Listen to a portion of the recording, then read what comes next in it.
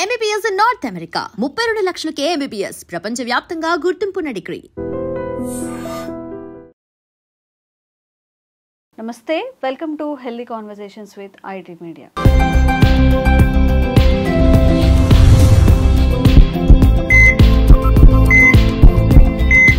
నేను మీ ఝాన్సీ. సో ఈరోజు మనతో ఉన్నారు డాక్టర్ భరద్వాజ్ గారు, homeopathic doctor from Fidicus hospital నుంచి. సో జనరల్గా ఎస్టీడీస్ గురించి మాట్లాడుకున్నప్పుడు అంటే సెక్షువల్ ట్రాన్స్మిటెడ్ డిసీజెస్, ఇవి ఓన్లీ సెక్షువల్గానే ట్రాన్స్మిట్ అయ్యే ఛాన్సెస్ ఉంటాయా? ఇవి వచ్చినప్పుడు తీసుకోవాల్సిన జాగ్రత్తలు ఏంటి? వీటిని ఎలా అవాయిడ్ చేయొచ్చు? ఈ విషయం గురించి తెలుసుకుందాము. నమస్తే అండి. నమస్తే అండి. సో కొంచెం అంటే జనరల్ టాపిక్స్తో పోలిస్తే ఇది కొంచెం ఇబ్బందికరమైన టాపిక్ అని చెప్పుకోవచ్చు. ఇప్పుడు ఎస్టీడీస్ అంటే ఓన్లీ సెక్షువల్లీ ట్రాన్స్మిటే ఉంటాయా? వేరే విధంగా ఏదైనా అలాంటి డిసీజ్ వచ్చే అవకాశం ఉంటుందా? రైట్. సో మనము ఇవి చాలా ఇంపార్టెంట్ డిసీజెస్ అండి. ఇబ్బందికరంగా అసలు దీనిని చూడకూడదు. మనం సైంటిఫిక్ రూపంలోనే చూడాలి. సైంటిఫిక్గా జనాలకి ఏం కావాలనేది కంపల్సరీ ఇవ్వాలన్నమాట. చాలా ఇంపార్టెంట్. ఎందుకంటే ఇవి కామన్, మనం ఏదో రేర్ అనుకోవాల్సిన అవసరం లేదు, కామన్గా ఉన్నాయన్నమాట. మెయిన్ మీరు అడిగిన క్వశ్చన్ ఏంటంటే, మనం ఎస్టీడీస్ అంటాం, సెక్షువల్లీ ట్రాన్స్మిటెడ్ డిసీజెస్ అంటాం. ఇది సెక్షువల్ ట్రాన్స్మిషన్ వల్లనే, అంటే అన్ప్రొటెక్టెడ్ సెక్స్ వల్లనే వస్తుందా లేదా ఇంకా వేరే రకంగా వచ్చే ఛాన్స్ ఉంటుందా అని మీ క్వశ్చన్ అనమాట. సో ఎస్టీడీ అని మనం అనేది అంటే సెక్షువల్గా కూడా ట్రాన్స్మిట్ అవుతుంది అని తప్పితే సెక్షువల్గానే ట్రాన్స్మిట్ అవుతుంది అని కాదనమాట. సో మనము కొన్ని కామన్ డిసీజెస్ తీసుకుందాం. ఫర్ ఎగ్జాంపుల్ అందరికీ తెలిసిన ఎస్టీడీ వచ్చి హెచ్ఐవి. హెచ్ఐవి మోస్ట్ కామన్ ఏంటంటే సెక్షువల్గానే ట్రాన్స్మిట్ అవుతుంది.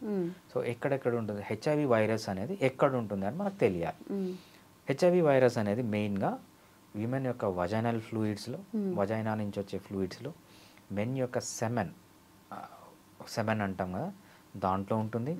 అదేవిధంగా విమెన్ యొక్క బ్రెస్ట్ మిల్క్లో కూడా ఉంటుందన్నమాట. అంతేకాకుండా బ్లడ్లో ఉంటుంది.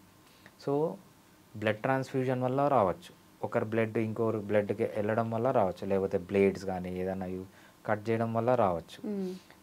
బ్రెస్ట్ నుంచి ఎలా ట్రాన్స్ఫర్ అవుతుందంటే, మదర్కి హెచ్ఐవి ఉందనుకోండి, బేబీకి కూడా వచ్చే ఛాన్స్ ఉంది. ఎట్లా? బ్రెస్ట్ మిల్క్ ద్వారా. సో మనం ఎస్టీడీస్ అని ఎందుకు చెప్తామంటే, అది సెక్షువల్గా కూడా ట్రాన్స్మిట్ అవుతుంది అని తప్పితే ఓన్లీ సెక్షువల్గా ట్రాన్స్మిట్ అవుతుంది అనేది కాదనమాట హెచ్ఐవి గురించి. నెక్స్ట్ మనము గనేరియా అంటాము, సిఫిలిస్ అంటాము. గనేరియా, సిఫిలిస్ అనేవి ఎక్కువ వజనల్ ఫ్లూయిడ్స్లో కానీ లేకపోతే సెమెన్లో కానీ ఎక్కువగా ఉంటాయి అనమాట. అది వేరే రకంగా ట్రాన్స్ఫర్ కావాలంటే మేబీ ట్రాన్స్ఫర్ కూడా అవుతాయి అన్నమాట, సిఫిలిస్ కానీ లేకపోతే గనేరియా కానీ. నెక్స్ట్ హెపటైటిస్ గ్రూప్ ఉన్నాయి. Hepatitis A, B, C, D, ఇవన్నీ దీనిలలో మనము సెక్షువల్గా కూడా ట్రాన్స్మిట్ అవుతాయి. అదేవిధంగా నార్మల్గా అది స్వెట్లో కూడా ఉంటుంది అనమాట, సలైవాలో కూడా ఉంటుంది. ఒకరి నుంచి ఒకరికి స్వెట్ ద్వారా ట్రాన్స్ఫర్ అవుతుంది, సలైవా ద్వారా ట్రాన్స్ఫర్ అవుతుంది, సెక్షువల్గా ట్రాన్స్ఫర్ అవుతుంది, టచ్ వల్ల కూడా ట్రాన్స్ఫర్ అవుతుంది అనమాట. ఎందుకంటే టచ్ చేసినప్పుడు సలైవా ఎక్స్చేంజ్ అవుతుంది. ఇది మనకు హెపటైటిస్ ఏ, బి, ఈ గ్రూప్ కిందకి వస్తాయన్నమాట. సో ఇలా మనకు సైటోమెగలో వైరస్ అంటాము. సో మెయిన్గా జెనిటల్ వాట్స్ అంటారు, చూసారా? జెనిటల్ ఏరియాస్లో వాట్స్ లాగా వస్తుంటాయి, అవి సెక్షువల్గా ట్రాన్స్మిట్ అవుతాయి, ఏ సెక్షువల్గా కూడా ట్రాన్స్మిట్ అవుతున్నాయండి. బేసిక్గా ఎస్టీడీస్ అని ఎందుకు అంటామంటే, మీరు ఒక మనిషిని ఎప్పుడు ఎక్కువ పట్టుకొని చాలా క్లోజ్గా ఉంటాయంటే సెక్షువల్ యాక్టివిటీ అప్పుడు. సో ఆ టైంలో ఇవి ట్రాన్స్ఫర్ అయ్యే ఛాన్స్ ఎక్కువగా ఉంటుంది కాబట్టి వాటిని ఎస్టీడీస్ అంటారు తప్పితే ఎస్టీడీస్ అంటే ఓన్లీ సెక్షువల్గానే ట్రాన్స్మిట్ అవుతాయని కాదన్నమాట. Okay okay. సో మరి ఇవి వచ్చినప్పుడు వాళ్ళు తీసుకోవాల్సిన ఇంకొక నార్మల్గా మనము ఈ కరాటే, కుంగ్ఫు, ఎక్కువ జూడో చూస్తూ ఉంటాం. ఈ జూడోలో ఏంటంటే ఒకరిపైన ఒకరు పడి, సో వాళ్ళని చాలా క్లోజ్ కాంటాక్ట్ ఉంటుంది అనమాట జూడో చేసే వాళ్ళలో.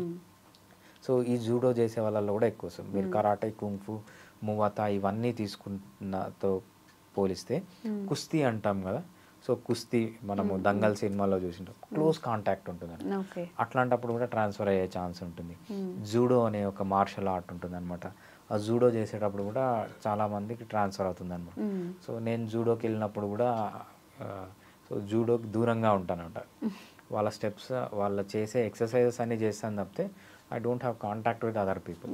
జాగ్రత్తగా ఉండాలి. Okay okay okay.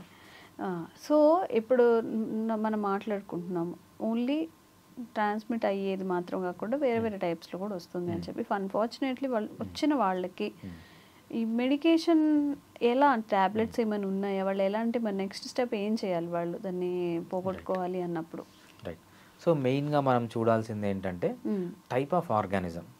సో కొన్ని ఆర్గానిజమ్స్కి మందు ఉంది, కొన్ని దాంట్లోకి లేదు. ఫర్ ఎగ్జాంపుల్ హెచ్ఐవి వచ్చింది అనుకోండి, దానికి అసలు క్యూరే లేదు, మందే లేదు, రైట్?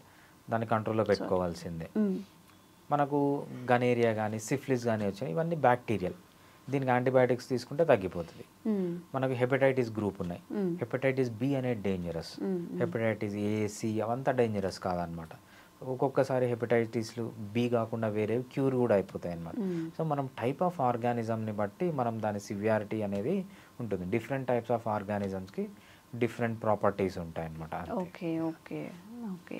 అండ్ మరి ఇవి ఎన్ని రోజులు వాడాల్సి వస్తుంది టాబ్లెట్స్? అందరికీ యూస్ఫుల్ అవుతుందా హోమియోపతిక్ టాబ్లెట్స్? మళ్ళీ మళ్ళీ వచ్చే అవకాశాలు ఏమైనా ఉంటాయా? రైట్. సో ఇది మళ్ళీ మనము ఈచ్ డిసీజెస్కి సపరేట్గా చెప్పుకోవాలి.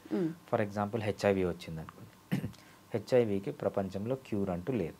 ఎవరన్నా క్యూర్ చేస్తామని చెప్పినా వాళ్ళకి ఏంటంటే ఎందుకు చెప్తారంటే వాళ్ళకి నాలెడ్జ్ ఉండదు కాబట్టి. సో ఏ ఫేక్ బాబాలో ఫేక్ డాక్టర్లో చెప్తారు తప్పితే చదువుకున్న డాక్టర్ ఎవరు హెచ్ఐవి క్యూర్ ఉందని చెప్పరు. హెచ్ఐవిలో ఏం చేయగలమంటే ఏఆర్టీ ట్రీట్మెంట్ యూజ్ చేసి దాన్ని కంట్రోల్లో పెట్టుకోగలం తప్పితే కంప్లీట్ క్యూర్ అంటూ ఉండదు. ఓకే. సో హెచ్ఐవి ట్రీట్మెంట్ హోమియోపతికి ఎప్పుడు వస్తారు? మెయిన్గా 5 రీజన్స్ ఉంటాయి. ఒకటి, ఏఆర్టీ ట్రీట్మెంట్ తీసుకున్నా కూడా వాళ్ళకి రిజల్ట్ లేదనుకోండి, వాళ్ళు హెచ్ఐవి హోమియోపతికి వస్తారు. ఓకే. ఏఆర్టీ ట్రీట్మెంట్ తీసుకున్న CD4 కౌంట్ పెరగట్లేదు, హోమియోపతి తీసుకుంటే మంచిగా పెరిగే ఛాన్స్ ఉంటుంది. వైరల్ లోడ్ తగ్గట్లేదు, హోమియోపతిలో మంచి ఛాన్స్ ఉంటుంది.